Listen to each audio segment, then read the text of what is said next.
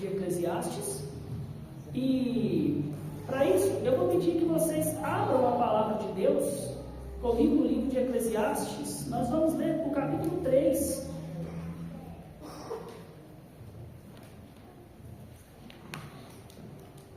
Eclesiastes, capítulo 3. Nós vamos ler os versículos 1 ao versículo 8. E eu vou pedir para que vocês me ajudem, para que nós possamos fazer essa leitura, como nós habitualmente temos feito, de forma responsiva. Eu vou começar lendo o primeiro versículo e vocês vão ler os versículos seguintes, e assim nós vamos continuar até terminarmos de fazer toda a leitura do texto bíblico. Amém? Como dizem os pregadores, é verdade. Amém não é pergunta, mas ajuda a chamar a atenção das pessoas que estão ouvindo a gente. Eclesiastes, capítulo 3, dos versículos 1 ao versículo 8. E eu vou pedir para que todos participem dessa leitura. Leiam com atenção, leiam com vigor, leiam com paixão, porque nós estamos lendo a palavra da vida, a palavra eterna. Leiamos a palavra do Senhor. Eclesiastes capítulo 3, a partir do versículo 1. Tudo tem o seu tempo determinado, e há tempo para todo propósito debaixo do céu. Há tempo de nascer e tempo de morrer, tempo de plantar e tempo de arrancar o que se plantou. Tempo de matar e tempo de curar, tempo de derribar e tempo de edificar. Tempo de chorar e tempo de rir, tempo de prantear e tempo de saltar de alegria. Tempo de espalhar pedras e tempo de ajuntar pedras. Tempo de abraçar e tempo de afastar de abraçar. Tempo de buscar e tempo de perder, tempo de trabalhar e tempo de retirar fora. Tempo de rasgar e tempo de coser. Tempo de estar calado e tempo de falar. Tempo de amar e tempo de aborrecer, tempo de guerra e tempo de paz. Senhor, liga a sua palavra, a nossa súplica, a minha súplica, é que o Senhor use a minha vida por meio do teu Santo Espírito, para que as palavras dos meus lábios e o meditar do meu coração sejam agradáveis ao Senhor e edificantes ao seu povo, Rei nosso e Redentor nosso. Amém. Meus queridos, certa vez perguntaram para um renomado maestro o motivo da beleza da orquestra que ele regia. Então ele respondeu que a beleza não estava apenas nas notas perfeitas tocadas pelos músicos, mas também no tempo exato em que cada nota era tocada. O que criava, assim, uma harmonia perfeita, sublime, envolvente. De forma semelhante, isso é o que acontece na nossa vida diante de Deus.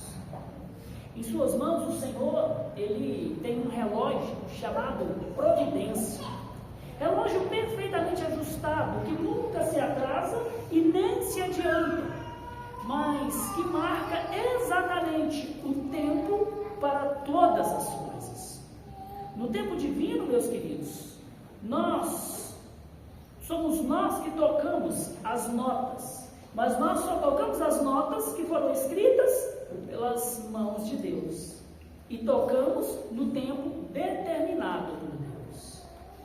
Em nosso texto dessa noite, Eclesiastes 3, do 1 a 8, Salomão, ele nos apresenta uma sinfonia divina, onde cada acontecimento tem o seu tempo e um propósito determinado. Por quem? Por aquele que faz todas as coisas segundo o conselho da sua própria vontade. Hoje nós veremos como a perfeita orquestração de Deus sobre a história e sobre as nossas vidas deve nos conduzir à confiança e à adoração ao Deus soberano. Meus queridos, cada estação, cada desafio, cada alegria tem o seu tempo e o seu propósito na vida de cada um dos eventos. E juntos, todos esses eventos e tempos compõem a melodia da nossa existência para a glória do Senhor. Assim, o que eu espero fazer essa noite é mostrar que porque Deus determina cada evento da história, das nossas vidas, nós devemos adorá-lo por tudo o que Ele determina, pelo que Ele faz em nossas vidas. Porque Deus é aquele que determina cada evento da história e das nossas vidas. Nós devemos adorá-lo por tudo o que Ele é e pelo que Ele determina para as nossas vidas. No nosso texto, o rei pregador, ele começa o seu poema sobre o domínio divino, sobre o tempo, dizendo que o mundo não está à deriva. E esse é o nosso primeiro ponto. O Deus cristão é o Senhor do tempo, é o título do nosso sermão. O Deus cristão é o Senhor do tempo. E esse Senhor do tempo não deixou o mundo e nem nenhum de nós à deriva. Versículo 1 diz assim: e tudo tem o seu tempo determinado, e há tempo para todo propósito debaixo do céu. É engraçado porque depois de todo o pessimismo inicial, o pessimismo de Salomão em relação à futilidade da vida debaixo do sol, nós deveríamos esperar que o pregador houvesse dito coisas amargas a respeito do tempo. Que o tempo é curto, que ele é sempre insuficiente, ou que o tempo é um tirano que nos oprime de forma implacável. Mas ao invés disso, Salomão ele escreveu o mais belo e mais famoso poema sobre o tempo, que é determinado pelo Deus da criação. Mas é interessante porque, apesar da fama deste poema, a correta interpretação dele nem sempre é captada pelas pessoas que costumam recitá-lo. O que eu quero dizer é que na economia de Deus há um tempo determinado para tudo o que acontece. Porém, não só isso. Tudo o que acontece no tempo tem um propósito determinado. O mundo, a história, a minha e a sua vida não são barcos à deriva, navegando sem vela, ao acaso, sem propósito ou sem destino. Há um tempo para todo propósito debaixo dos céus. O Senhor está conduzindo as coisas. Neste primeiro versículo, ainda que Salomão não mencione o nome de Deus, quando nós lemos que tudo tem o seu tempo determinado, a pergunta óbvia qual é? Quem determinou? E a resposta nos é dada um pouco mais à frente, no texto da semana que vem, em Eclesiastes 3:11, onde nós lemos que tudo fez Deus, formoso no seu devido tempo. Quem é que fez todas as coisas? Inclusive determinado tempo de todas as coisas? Deus. O Deus cristão é o Senhor do tempo. Ele é o determinador do futuro. Por isso, é que muitos estudiosos pensam em Salomão aqui como se fosse um prisioneiro fatalista existencial. Estes veem em Salomão uma postura omissa em relação à vida. Eles dizem que se é assim, se existe um tempo já determinado para todas as coisas, para isso e para aquilo, o ser humano então ele não é livre para fazer as suas próprias escolhas e consequentemente ele não pode ser responsabilizado pelas suas decisões. Assim, os críticos eles reclamam que o Deus de Eclesiastes 3 é um mestre absoluto e arbitrário. Vocês querem saber qual é a dificuldade destes estudiosos? A dificuldade deles está no fato de que grande parte do desconforto deles reside na rejeição que eles têm da doutrina da soberania de Deus. Ao invés de encontrar encorajamento no domínio de Deus sobre o tempo e sobre todas as coisas, domínio sobre a predestinação de todos os eventos humanos, eles veem Deus como uma divindade tirana, arbitrária. Mas, meus irmãos, sabendo nós que toda a vontade do nosso Deus é sempre boa, agradável e perfeita, e que Ele trabalha para o bem dos seus, para o bem daqueles que nele esperam, será que esta é a imagem que Eclesiastes 3 está tentando nos oferecer do Deus que é o Senhor do tempo? Eu acho que não. Basta nós nos lembrarmos, no sermão da semana passada, como Salomão termina o capítulo 2, com uma declaração de alegria positiva, de como nós encontramos contentamento sempre que Deus se faz presente, sempre que nós recebemos as bênçãos da vida como presentes dados por Ele mesmo, e não como coisas que nós merecemos. Aqui nós precisamos nos lembrar, ou no final do capítulo 2, os olhos do pregador já não estavam mais presos na vida debaixo do sol, sem Deus. Basta nós olharmos aqui para o final do versículo 1 e nós percebemos que agora ele diz que há tempo para todo propósito debaixo do céu. Isso aqui, meus irmãos, debaixo do céu, não é só um sinônimo para a expressão debaixo do sol. Debaixo do céu tem um sentido mais positivo, otimista. Quando nós seguimos na leitura de Eclesiastes em 5:2, lá o pregador vai dizer explicitamente que Deus está nos céus. Desse modo, o que Salomão está nos dizendo, e para a sua audiência quem ele escreveu, é que tudo o que acontece no universo, sujeito ao tempo, se encontra sob a autoridade suprema, absoluta e soberana do Deus, cujo trono está nos céus e que governa sobre todo o universo. Tudo o que acontece debaixo dos céus está sob o governo do Deus que governa os céus. O Senhor é soberano sobre o tempo e sobre tudo o que acontece. Tudo tem o seu tempo e tempo determinado. Tudo tem o seu propósito. É o que nos diz o versículo 1. Nada acontece sem que Deus tenha antes decretado. Nas palavras do breve catecismo de Westminster, na resposta 11, a providência celeste, santa, sábia e poderosa, governa todas as criaturas e todos os seus atos. Você duvida? Então ouça o que o próprio Deus, o Senhor do tempo, diz em Isaías 46, finalzinho do versículo 9 e 10. Eu sou Deus, que desde o princípio anuncio o que há de acontecer, e desde a antiguidade as coisas que ainda não sucederam, que digo, meu conselho permanecerá de pé, farei toda a minha vontade. Isso aqui traz uma primeira implicação importante para a nossa vida. A soberania de Deus, meus irmãos, ela traz segurança e felicidade para aqueles que abraçam e se rendem ao Deus que governa todas as coisas, que determinou o tempo e os propósitos. Pensem comigo, por exemplo, em um pai amoroso, piedoso, que leva o seu filho pequeno para brincar no parque.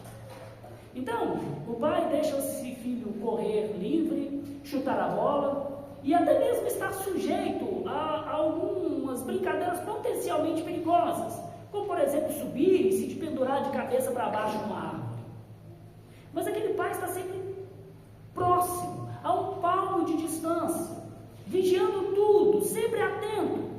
Nenhum passo do seu filho é dado sem que as mãos firmes e poderosas desse pai estejam perto para conduzir e proteger o seu filho.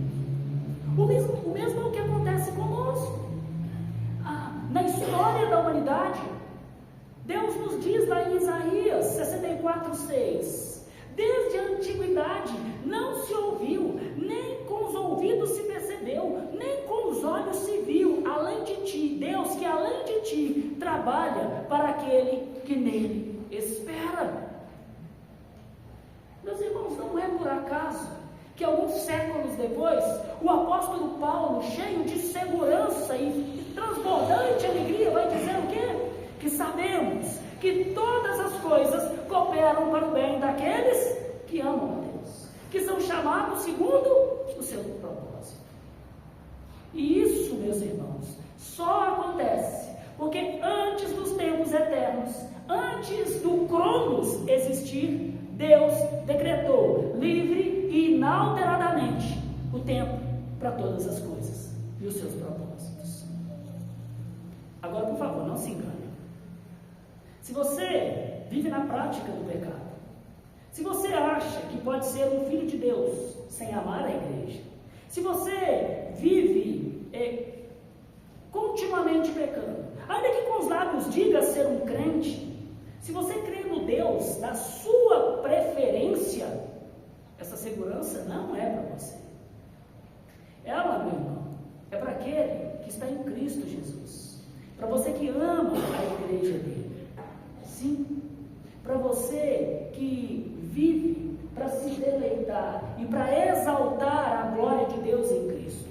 Tudo o que acontece, que está acontecendo e que vai acontecer e que já aconteceu na sua vida, tudo o que acontece na história e no universo é para o bem eterno da sua alma, é para o bem eterno daqueles que amam ao Senhor Jesus Cristo, a igreja do Deus Todo-Poderoso. Isso é poderosa e inabalável segurança que procede de um Deus absoluto sobre o tempo e os propósitos. O mundo então não está dele. O Deus cristão, o Senhor do tempo, determinou o tempo e propósito para tudo o que acontece. Isso vai ficar mais claro no nosso segundo ponto, quando no seu poema Salomão nos mostra a extensão do domínio do Deus, o Senhor do tempo. Os versículos 2 a 8, nós lemos o seguinte: há tempo de nascer e tempo de morrer, tempo de plantar e tempo de arrancar o que se plantou, tempo de matar e tempo de curar, tempo de ferir e tempo de derribar e tempo de edificar, tempo de chorar e tempo de rir, tempo de prantear e tempo de saltar de alegria, tempo de espalhar pedras e tempo de ajuntar pedras, tempo de abraçar e tempo de parar de abraçar, tempo de buscar e tempo de perder, tempo de guardar e tempo de deitar fora, tempo de rasgar e tempo de coser, tempo de estar calado e tempo de falar, tempo de amar e tempo de aborrecer, tempo de guerra e tempo de paz. Em 8 versículos, Salomão ele repete a palavra tempo 28 vezes. Será que isso é importante? São 14 pares de opostos que juntos alcançam toda a extensão e todos os aspectos da vida humana. O nascimento e a morte abarcam toda a existência humana. O choro e o riso representam todas as nossas emoções. Este poema, ele é para nós um apelo à humildade, mas também à confiança. Todos os acontecimentos descritos por Salomão aqui vêm de Deus e são bons em seu devido tempo, uma vez que, como está escrito em 3:11, tudo fez Deus formoso no seu devido tempo, até mesmo aquelas experiências mais difíceis pelas quais nós podemos passar. A tradução grega do Antigo Testamento, que era o texto que os apóstolos usavam nos seus dias, que era conhecido como Septuaginta, usa aqui para a palavra tempo a palavra kairos, que significa o tempo da oportunidade, e não a palavra cronos, que tem o sentido de duração de tempo. Assim, o que nós percebemos é que Deus é o Senhor da oportunidade. Ele regulamenta os nossos minutos e os segundos da nossa vida para oportunamente estabelecer cada um dos seus propósitos sobre a vida de cada um dos seus. Tudo acontece quando acontece porque Deus quer que se cumpra o propósito por Ele determinado. E, meus irmãos, essa perspectiva, longe de ser algo está longe de ser algo fatalista. Aqui o que o pregador está dizendo é que Deus não é um Deus arbitrário, muito pelo contrário. O que ele está dizendo é que a vida não é um emaranhado de eventos sucessivos que acontecem sem propósito. Pelo contrário, o que ele está dizendo é que cada tique do relógio da história e da sua vida estão de acordo com a agenda de Deus, que trabalha para o bem daqueles que nele esperam.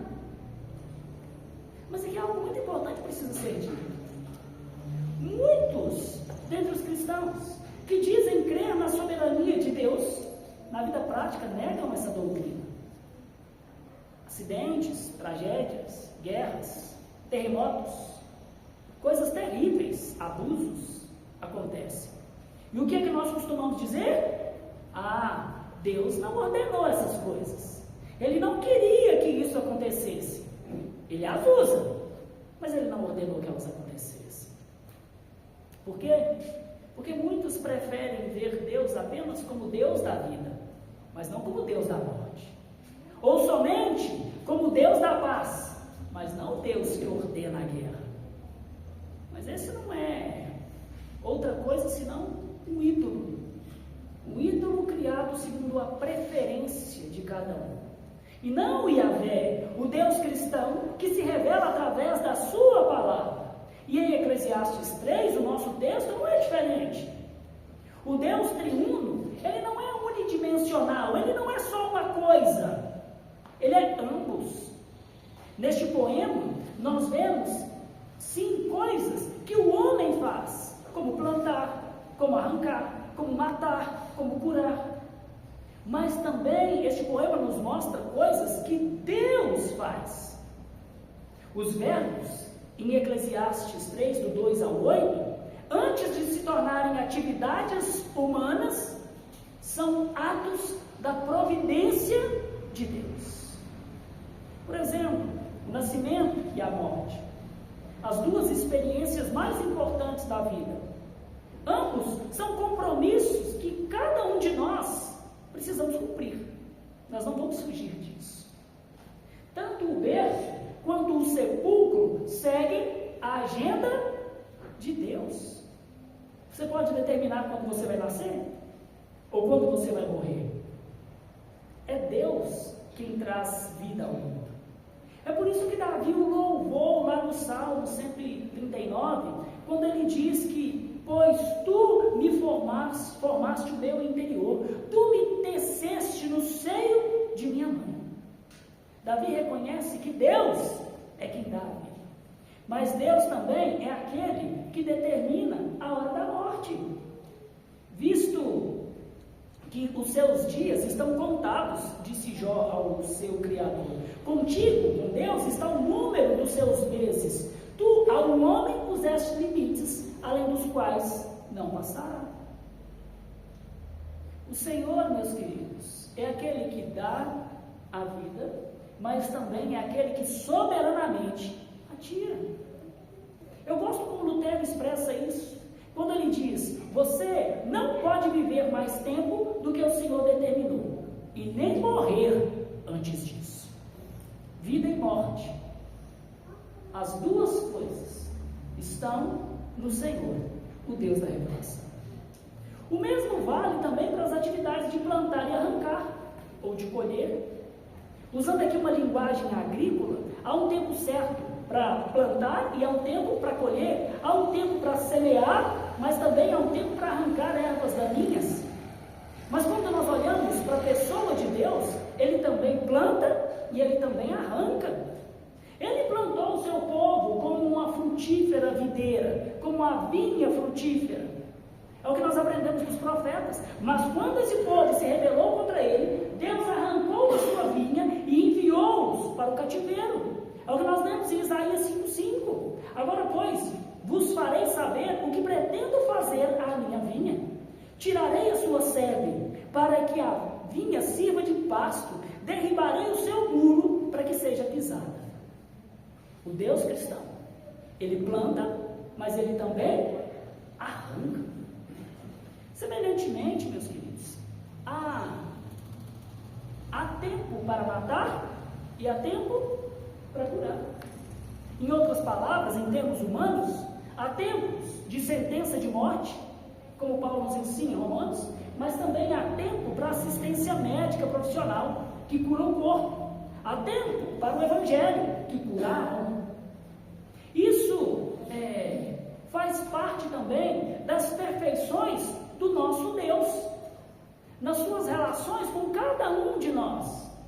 Foi isso que o Senhor disse a Moisés, lá em Êxodo 15, no versículo 26, quando ele afirma: eu somente, e mais nenhum Deus além de mim. Eu mato e eu faço viver, eu firo e eu saro. É Deus quem estabelece todas essas coisas. O Senhor vai dizer que Ele é o Senhor que nos sara. Ele faz ambas as coisas, conforme o propósito e desígnio da sua vontade. Ele mata e também cura. Mas também existe um tempo para edificar e um tempo para derrubar. E Deus também faz ambas as coisas.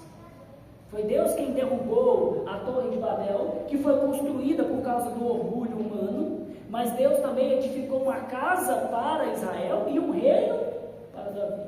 Essa obra completa de Deus inclui as duas coisas, criação e devastação.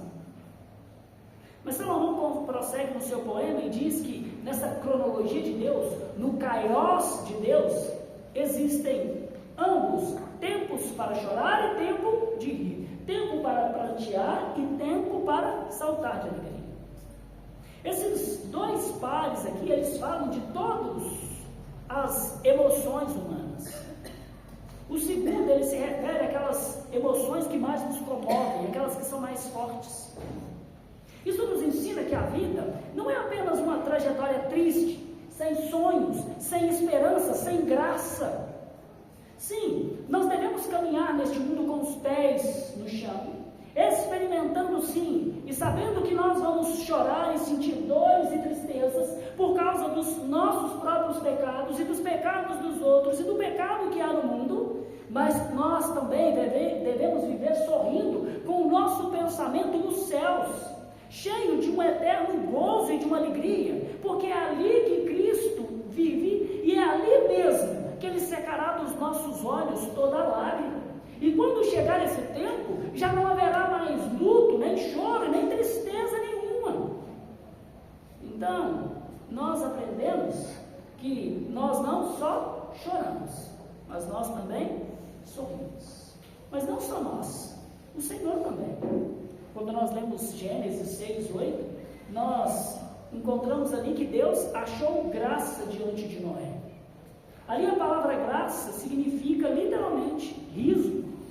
Deus sorriu quando Ele olhou para a vida de Noé.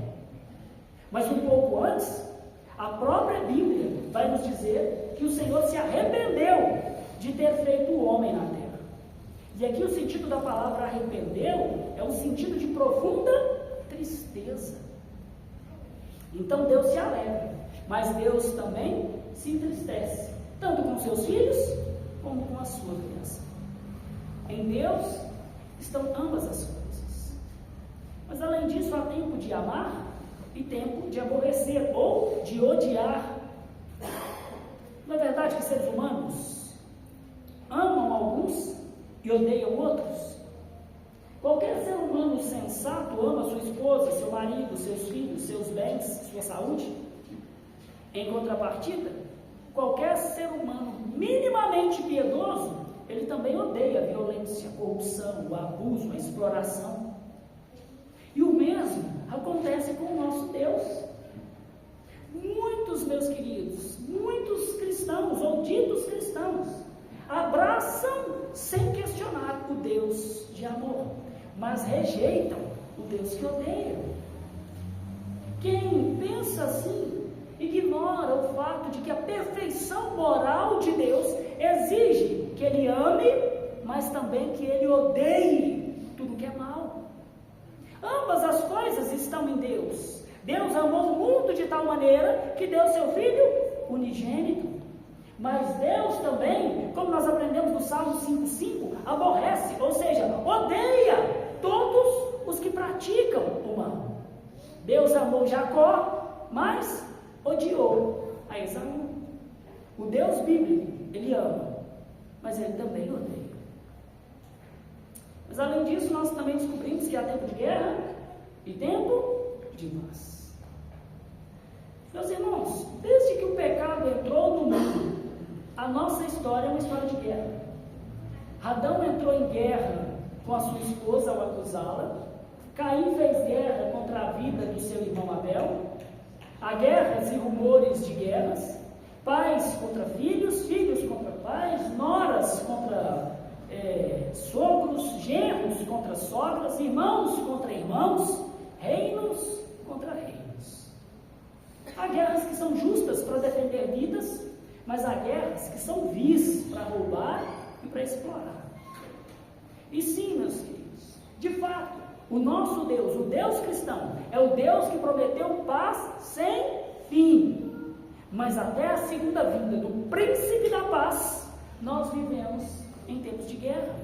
E até lá, o nosso Deus continua sendo o Senhor dos exércitos, que não significa outra coisa senão o Senhor das guerras. É por isso que em Deuteronômio, capítulo 20, versículos 3 e 4, nós vemos que Deus ordena a guerra e participa dela. Ó Israel, hoje vos achegareis a peleja contra os vossos inimigos. Não tenhais medo, pois o Senhor, o vosso Deus, é quem vai convosco a pelejar por vós. Deus ordena a guerra e Ele participa da guerra. Quando nós olhamos no Salmo 46, 9, nós lemos que Deus põe termo à guerra. O nosso Deus é aquele que ordena o princípio e que diz quando terminam as guerras. O que eu quero mostrar é que para nós adorarmos ao Deus verdadeiro, o Senhor do tempo, que ordena todas as coisas para a sua própria glória, nós precisamos do quadro todo. Para conhecer Deus e descobrir o nosso lugar no mundo dele, a nossa responsabilidade no mundo dele, nós precisamos aceitar ambas as metades de cada parte deste poema, inspirado pelo Deus Espírito. Nós precisamos abraçar tudo o que a Bíblia nos conta a respeito do caráter do nosso Deus. Muitas pessoas têm uma visão corrompida, torta a respeito do Senhor. Não levam em conta todo o ensinamento bíblico sobre quem Deus é e o que Ele faz. Antes abraçam somente aquilo que eles querem, que eles gostam, que preferem. Sim, eu sei que é verdade que nós não somos capazes de entender os tempos que Deus estabeleceu e nem mesmo controlá-los. Mas apesar disso, nós podemos sim conhecer e crer que a Bíblia, a inerrante e infalível palavra inspirada de Deus, nos ensina que o nosso Deus criou o tempo para todo propósito debaixo do céu. Para quê? Para que tudo o que aconteça no tempo, na história, na minha e na sua vida, revele completamente o seu caráter. Meus queridos, nascimento e morte, choro e riso, amor e ódio, exclusão e aceitação, guerra e paz, tudo procede de Deus e é obra de Deus. E aqui há uma aplicação importante para nós. Nós somos chamados a adorar a um Deus verdadeiro, Senhor do tempo e dos propósitos, e não ao ídolo das nossas preferências. Como eu já mencionei aqui, muitas pessoas têm adorado a uma deidade unidimensional, que é só uma coisa, a que eles preferem.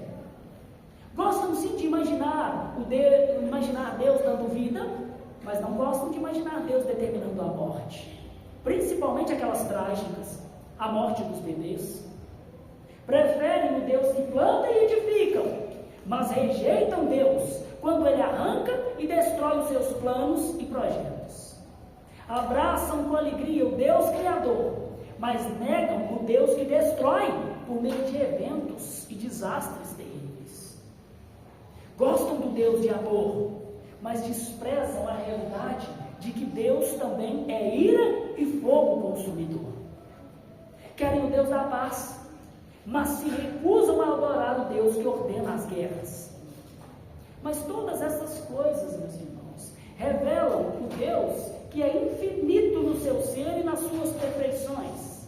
E juntas, elas compõem a plenitude da glória do Deus das Escrituras. E nós, Ao invés de aceitar apenas pela metade o que Deus é, devemos levar em consideração o seu caráter completo. Isso não é sobre a minha opinião. Isso é sobre a revelação de quem Deus é na sua própria palavra. Talvez alguém esteja me ouvindo aqui pensando: eu não concordo com isso. Eu não acredito que Deus seja assim. Tudo bem. Esse é o direito de todo incrédulo. Mas a verdade, o certo, é que no dia de Cristo, é muito provável que tais pessoas ouvirão do Senhor: apartai-vos de mim, longe, porque eu não vos conheço. Por quê? Porque tais pessoas adoraram o ídolo da criatividade de um coração corrupto, e não ao Deus da revelação.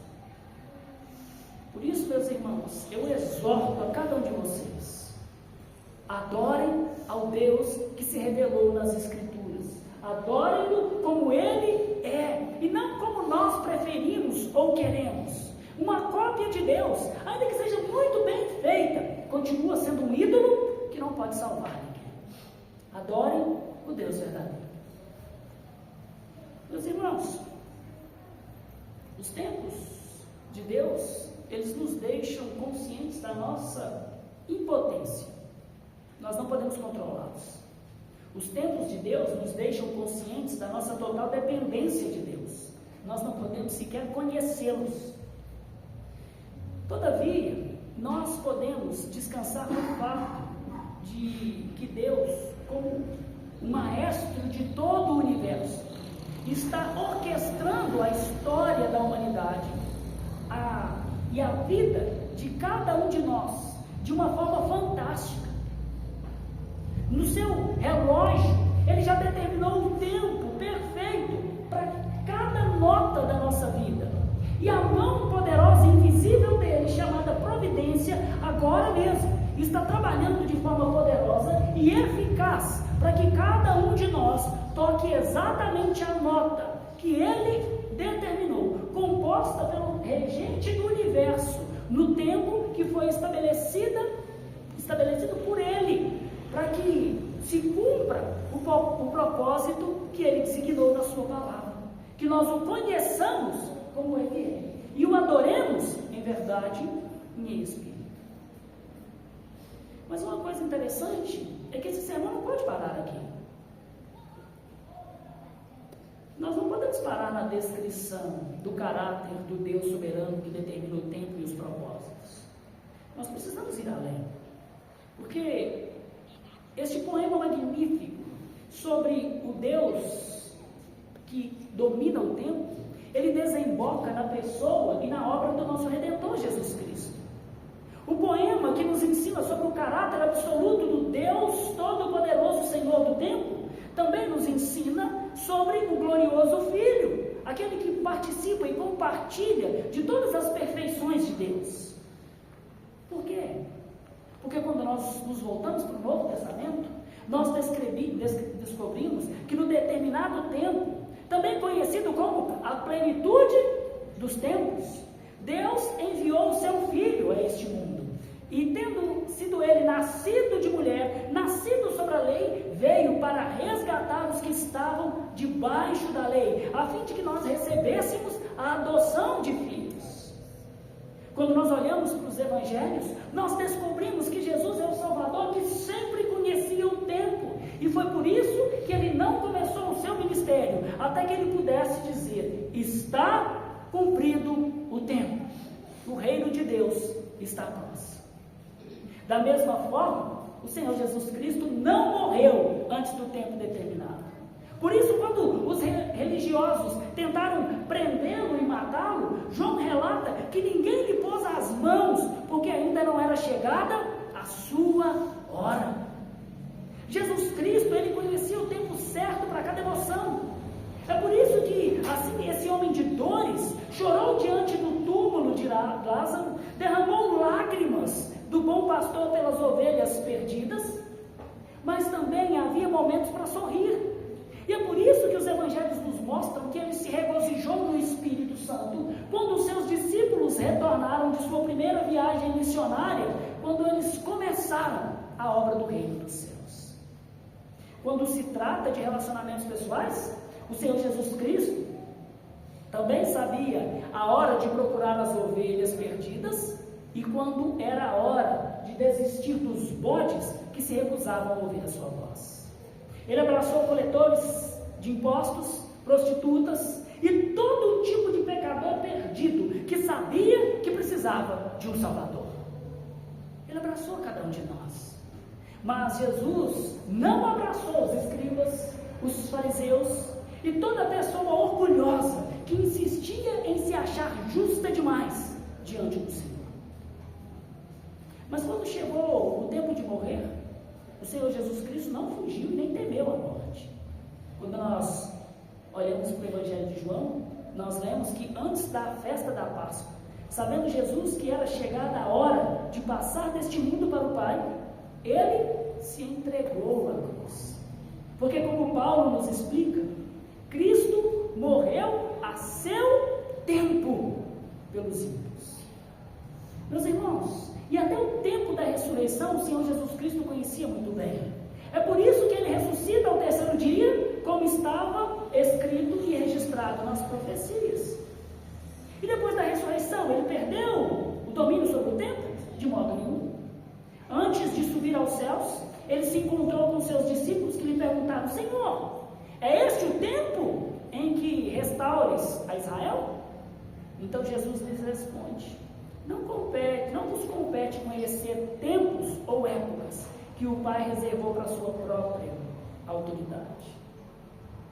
Meus irmãos, Deus, o Deus cristão, Ele é o Senhor dos tempos.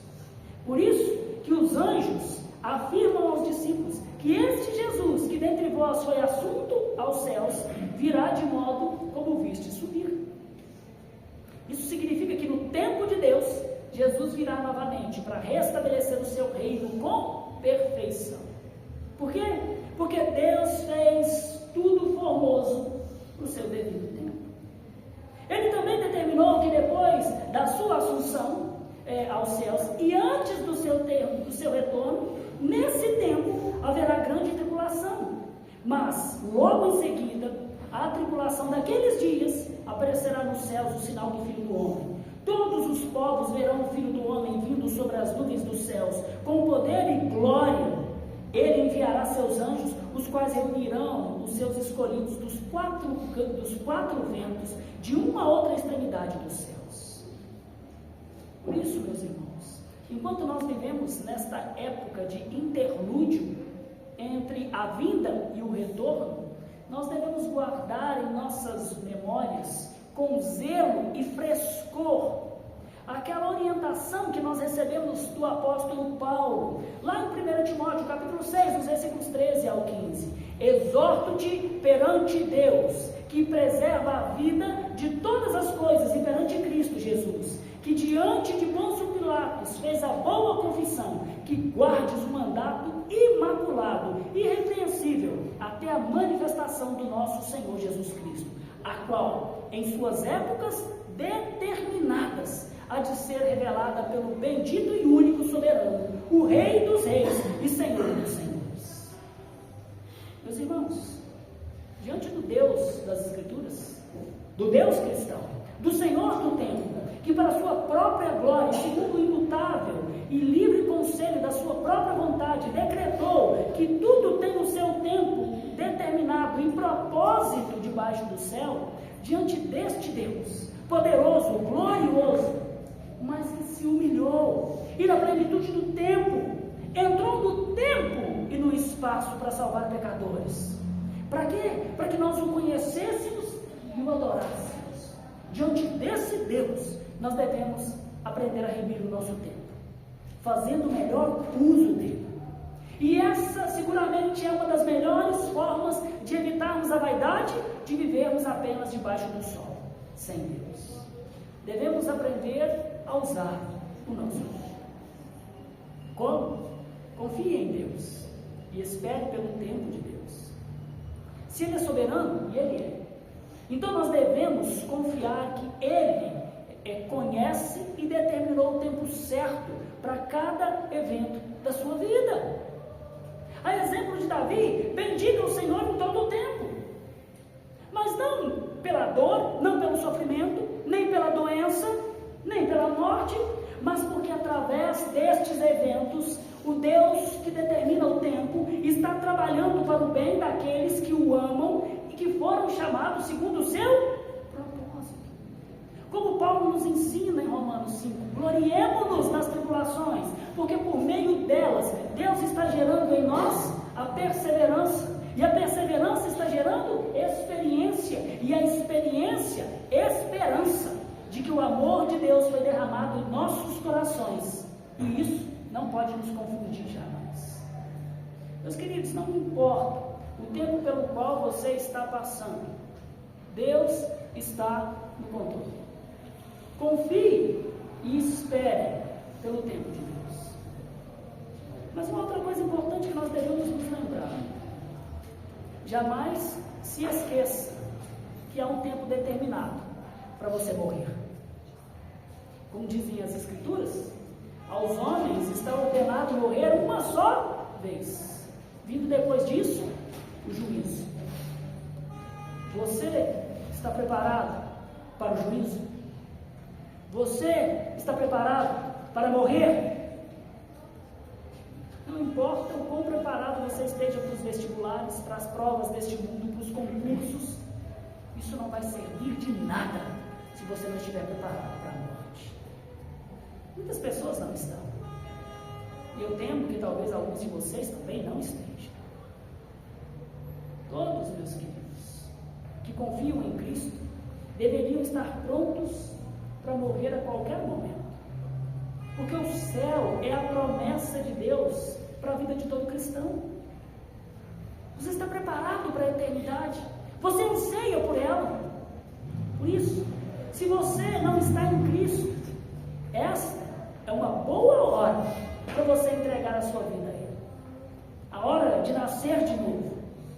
Pois quando se trata de receber esse presente gratuito da vida eterna, não há tempo melhor do que o presente. Foi por isso que Paulo instou aos que me ouviam: eis agora o tempo sobremodo oportuno, eis agora o dia da sua salvação. Não perca o tempo determinado por Deus. Mas para você que está em Cristo, meu irmão, a história é outra. Não tema a morte. Pois como Paulo nos lembra no seu triunfante hino de vitória de Cristo, onde está, ó morte, a sua vitória? Onde está, ó morte, o seu aguilhão? Foi tragada pela vitória de Cristo na cruz do Calvário. Aleluia! E a partir,